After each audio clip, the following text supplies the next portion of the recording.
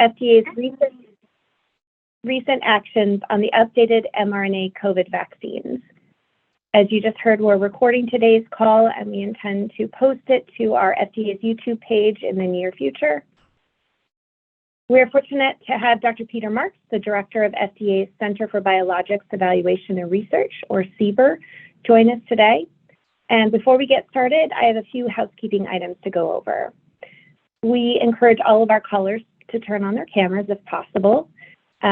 Please also take a moment to ensure that you're muted when you're not speaking, and familiarize yourself with the unmute button if you're going to ask a question.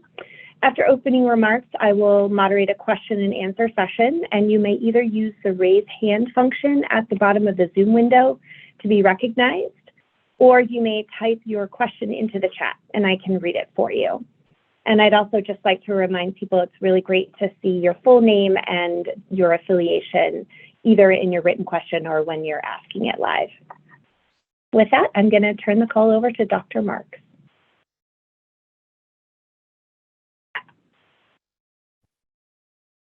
Hi, you're able to hear me okay? You sound great.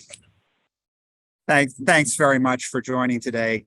Good afternoon. I want to thank you as colleagues and who have mutual objectives for joining today and for your commitment to public health.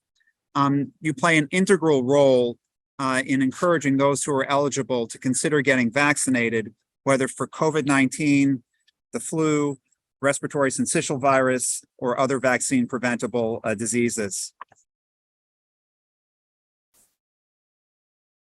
As you know, vaccination remains the best available protection against the most serious consequences of COVID-19, including hospitalization and death. To that end, FDA has and continues to take important steps to ensure COVID-19 vaccines meet the agency's rigorous standards for safety, effectiveness, and manufacturing quality. On Monday, the FDA approved and authorized updated mRNA COVID-19 vaccines to include a monovalent single component that corresponds to the Omicron variant XBB 1.5 of SARS coronavirus 2. And just so that we're aware of the specifics of who's eligible for these vaccines, individuals 5 years of age and older are eligible to receive a single dose of an updated mRNA vaccine. Individuals 6 months through 4 years of age who have previously been vaccinated with one or more doses of a COVID-19 vaccine can complete their vaccination series with an updated mRNA vaccine, and the timing and number of doses to administer depends on the number of vaccines previously received. And unvaccinated individuals 6 months through 4 years of age are eligible to receive either 2 doses of the authorized Moderna vaccine or 3 doses of the authorized Pfizer vaccine. So based on the available evidence, it's expected that the updated vaccines will provide good protection against COVID-19 from the circulating variants as we transition into fall and head into 2024. FDA is confident in the safety and effectiveness of these updated vaccines, and the agency's benefit risk assessment demonstrates that the benefits of the vaccines in individuals 6 months of age and older outweigh any risks.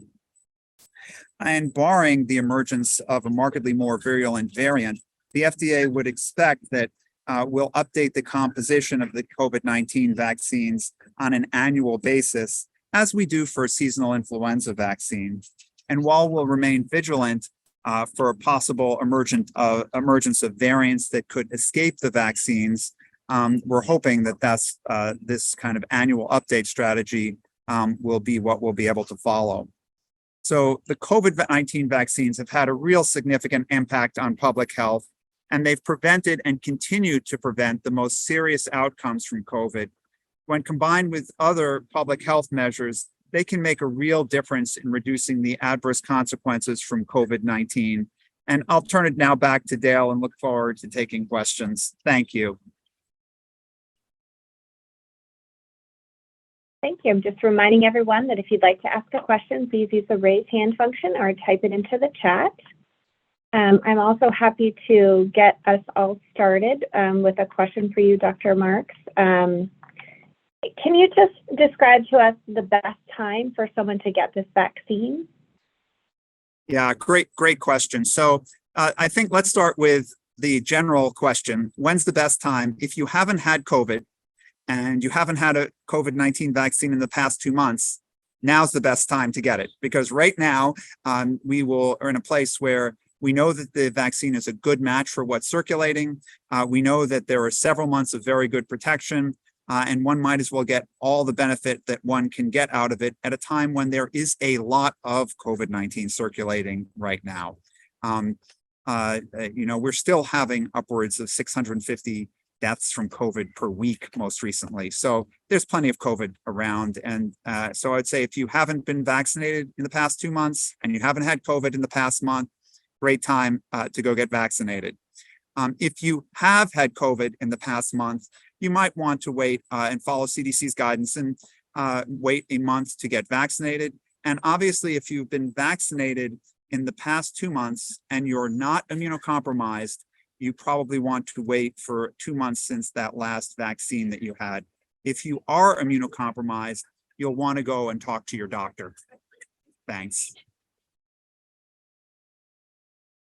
Thanks for that, Dr. Marks. Can you also talk to whether or not it's recommended to co-administer this vaccine with other vaccines, such as the flu vaccine? Right. So this is a matter of preference, but as was discussed at the ACIP yesterday, perfectly fine to give this vaccine with other vaccines, and many people will get it with the influenza vaccine. There's no reason why they can't be administered together. I have to be an honest person and say that some people are saying, well, could I get RSV, COVID, and the flu vaccine on the same day? Yes, indeed, you could. But honestly, I might not, just because each of them can potentially make one a little fatigued or have a little bit of a fever, and I might just want to space them out a little bit. But if you had to drive a lot of miles to get the vaccines, and that it might not be unreasonable to get all three of them at once. Great. I'm looking at the chat, and we have a question from Ali Staten, a pharmacist with the Arkansas Immunization Action Coalition. And she asks, is there an expected time frame for CDC to publish interim clinical considerations? Great question. I think you should look for those any day. I think they may have just been waiting for Dr. Cohen to sign off on things. And I know from having been involved in their review that they're ready and waiting. Okay. Great. I would also ask you, Dr. Marks, what would you say to our health practitioners who are experiencing patients with a little bit of COVID fatigue in trying to convince them that they should get this vaccine? What are your important messages to them? I think my messages are that, look, COVID has become a seasonal respiratory virus, very much like influenza. And in fact, when you, just as was said yesterday at ACIP, when you compare it to influenza, it's actually causing much more morbidity and mortality. And granted, although the benefits of a vaccine are greatest in the older population, it's bringing benefits in terms of reduced hospitalization in the younger population. And to be perfectly honest, having watched my son come back from a trip recently with COVID and spend a week in his room, he wasn't too terribly sick, except he did have a cough that kept him up nights and he couldn't go to work. I would say that, you know, the lost productivity, the discomfort, the ability to avoid that by getting a vaccine, all good reasons to do this, because it's very similar to what we do with influenza. And I think some of the concerns previously about a vaccine that was not well understood or had not been used in a lot of people can be, those fears can be allayed by the fact that more than 1 billion doses of these mRNA vaccines have now been given globally. And we understand the side effect and safety profile very well. And they are, although like any medical product, there are some risks associated with giving them. Those risks are very modest in comparison to the benefits.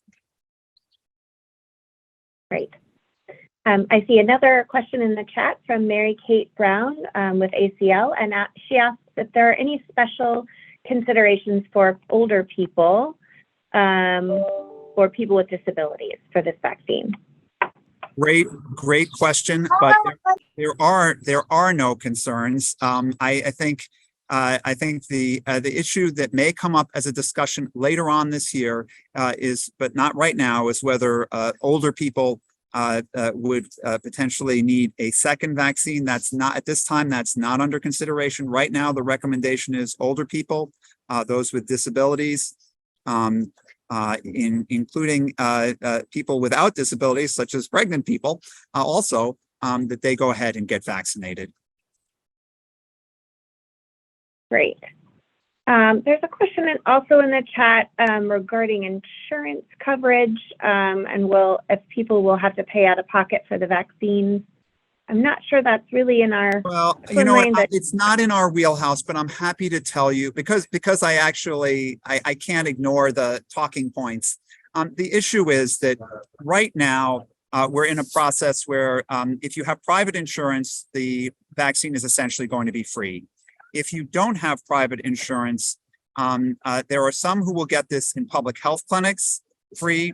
And then there will also be a bridge program to administer this in pharmacies and in some other locations free of charge to those who are uninsured. That bridge program should be in place and running in the next week or two. Dale, you may know a better update on that from CDC than I do, but that's what I heard latest is it's about a week or two off from having that bridge program up and running.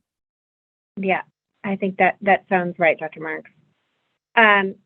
We have another question in the chat from Allie Staten, who's a pharmacist with the Arkansas Immunization Action Coalition, who says, I've also been asked about COVID-19 vaccine record cards, and will this still be a requirement for providers to continue this documentation? No, there's not anymore because these are not emergency use authorized anymore. Although I will tell you that many people have gotten used to the vaccine cards, so they really like having it marked down on the card.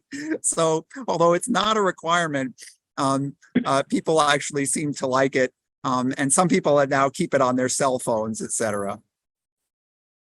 Yeah, I would agree. It's nice to have record of what date you had it so that if another version comes out, you have a good idea of when it's appropriate for you to get your next vaccine. I have another, from Judy Korn from ATS, and she asks, if one decides to get COVID and flu vaccines separately, how long should one wait between them? Oh, really good. If you want to get them separately, in general, this is just, guidance, general guidance. This is not a must, but oftentimes we suggest if you want to minimize the chance of interactions and minimize confusing side effects from one with another, you wait about 2 weeks between the vaccines. To be perfectly honest, I'll tell you, if it like what I'm thinking of, I'm probably going to go out this Friday, Saturday, get my COVID vaccine. I usually get my influenza vaccine around October 1st. The flu vaccine doesn't last tremendous. It has a little bit of a shorter life than we might like. In some ways, it's a little like the COVID vaccines. And so that's how I would go about it, but with about a 2-week separation. But it's not, just so you know, that's just general guidance, not anything that's a must, or so this is a discretionary thing. Great.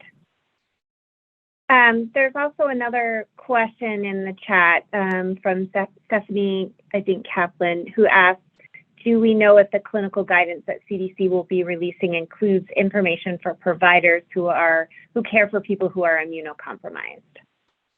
Yes, it will. It will certainly contain that information. Okay, great.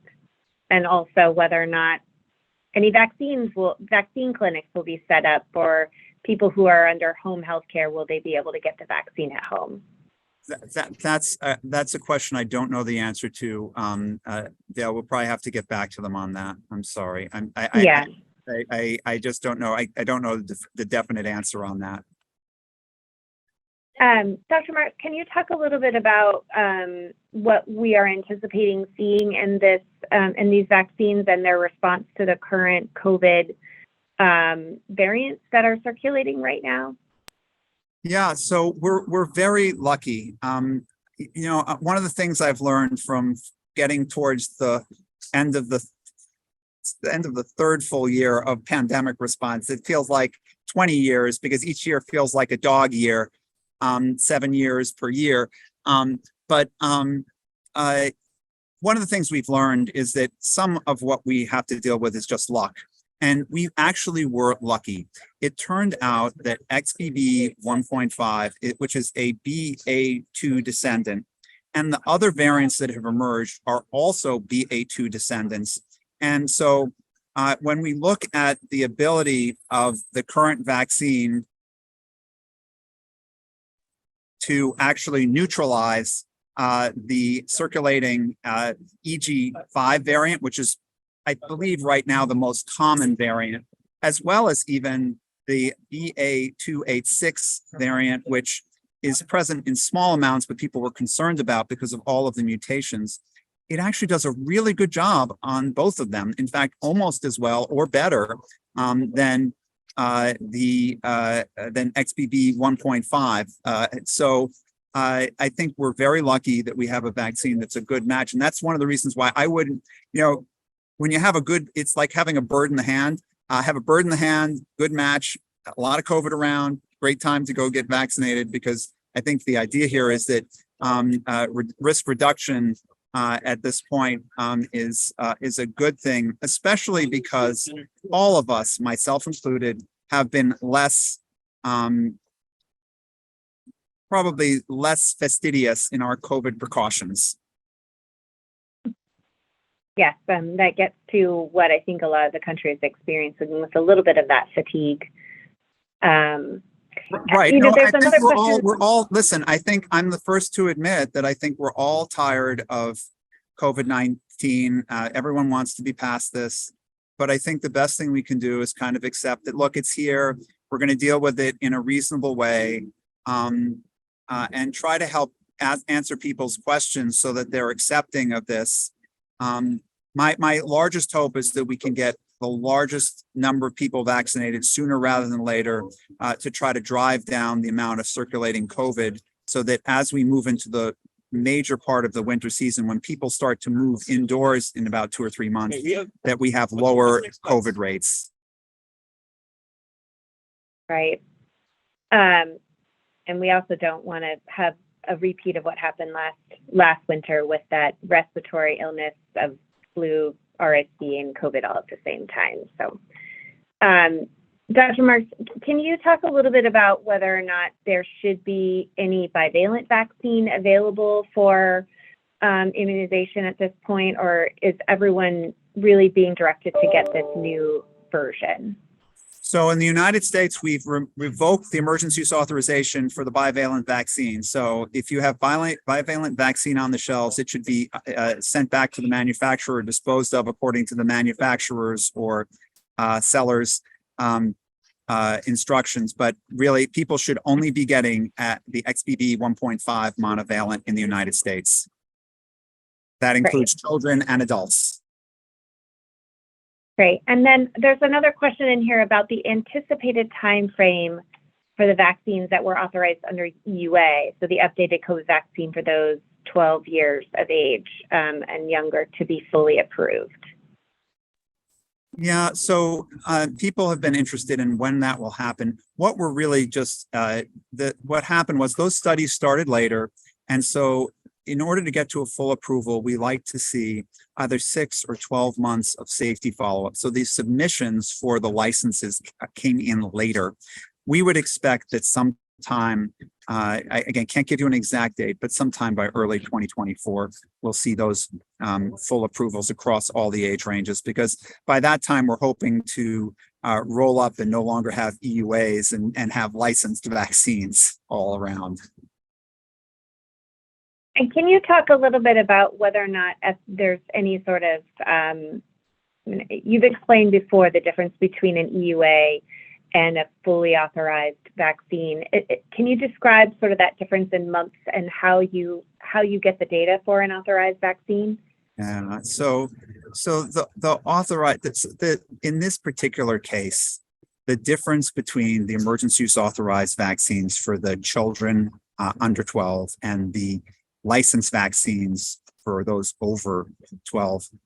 The effectiveness data in these cases is very similar. They met the effectiveness standard that we would use for licensing a vaccine. It's just a matter of the quantity of time for safety follow-up, which we required at least a median of 2 months for kids. Now, we actually have significantly more than that we've reviewed, but it's a matter of having the manufacturers actually submit that in an application, doing the inspections of the facilities that are making these different formulations and issuing a license. And those will just take a couple more months to get there.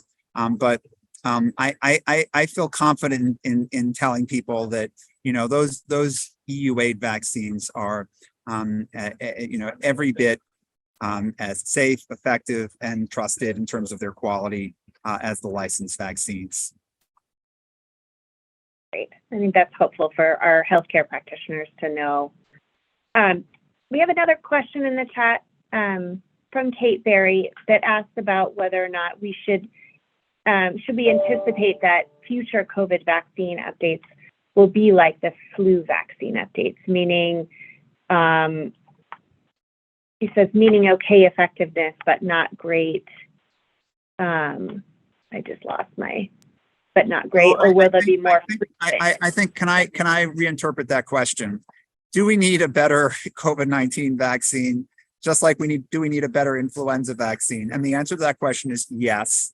The Biomedical Advanced Research and Development Authority, BARDA, is actually doing just that, trying to sponsor the development of better vaccines, just like NIH is working on universal influenza vaccines. We do need better vaccines. I think what we're lucky about is that the current vaccines are likely to be quite effective in reducing serious illness.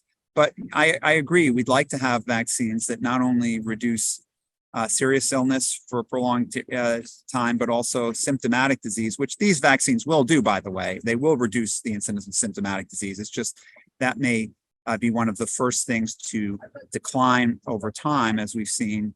But we'd like, obviously, more long-lasting vaccines. So hopefully we'll get there. But I would suspect that for the next couple years, it is going to look like it looks this year, where we have a vaccine update that provides us with a significant benefit in protection, and yet it may not be perfect in providing the kind of, we like vaccines most when they give us 95 to 100% protection, and it may take a few years to get to that place for durable protection against symptomatic disease. Although the current vaccines, as I said before, for COVID do a very good job, especially in the first couple months after they're given, against preventing serious disease. Great. I have another comment, a question that is, are you expecting additional recommendations on additional doses of the updated formula for the vaccine for older adults, 65 plus, and immune compromised individuals? So it's a really great question. I kind of alluded to this before. Right now, there's only one dose expected for people 65 and up. But I think as we see, we are constantly evaluating the circulation of COVID-19, the number of cases, and how things are going. And I think if we saw that it appeared that people might benefit in a few months from an additional dose, we would probably work with our CDC colleagues to issue a recommendation at that time. But right now, we're just talking about a single recommendation, the single dose recommendation. Great.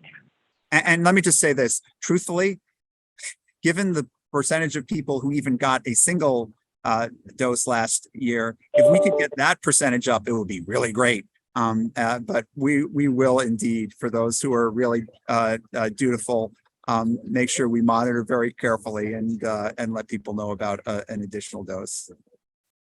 Great. And I think we have one more question in the chat from Judy Korn from ATS. And she asks, is this new monovalent vaccine considered a quote unquote booster? Have we modified the language used to refer to this new strategy of annual vaccines? Thank you so much, because I'd love to explain that. We've decided not to use, you notice that I've been trained not to use that word, and I'm not going to say it. Dale will say it for me. But instead, we're calling it an annual update for the vaccine. We want people to understand that this is an annual update. There's no reason it's the annual vaccine. And I think, honestly, I feel like we want a very big tent. People who have decided they didn't want a COVID vaccine before because they were nervous about the new mRNA technology or this and that, they don't have to feel like they're going to have to be singled out or anything. Everyone just needs one dose of the annual update to be up to date if you're an adult or if you're anyone 5 years of age or up. So I think this should hopefully make it a little easier. Again, we want to remove as many barriers as we can to help people get vaccinated. Great. And then I have one last question before we go to close out. Allison Hill from APHA asked, are there any updates on the approval of Novavax? Happy to tell you that we hope to see that in the next few weeks. We are working diligently. Great. Well, we have 2 minutes left, Dr. Marks. I want to give you a chance to make any closing remarks or messages to the group.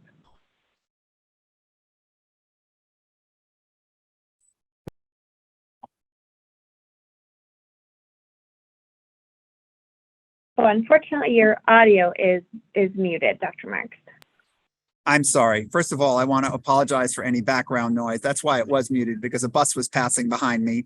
So I want to apologize for any background noise, but I want to just mainly say thank you for all that you do. We really appreciate everything that you do as ambassadors for vaccination.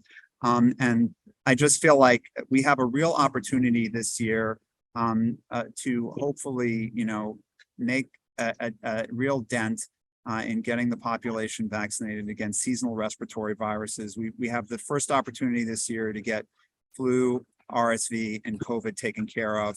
And we look forward to partnering to help get as many people as we can vaccinated. Thank you so much. Thank you so much for joining. And again, this recording shall be up on our FDA YouTube site within about a week. Please follow up if you have any questions.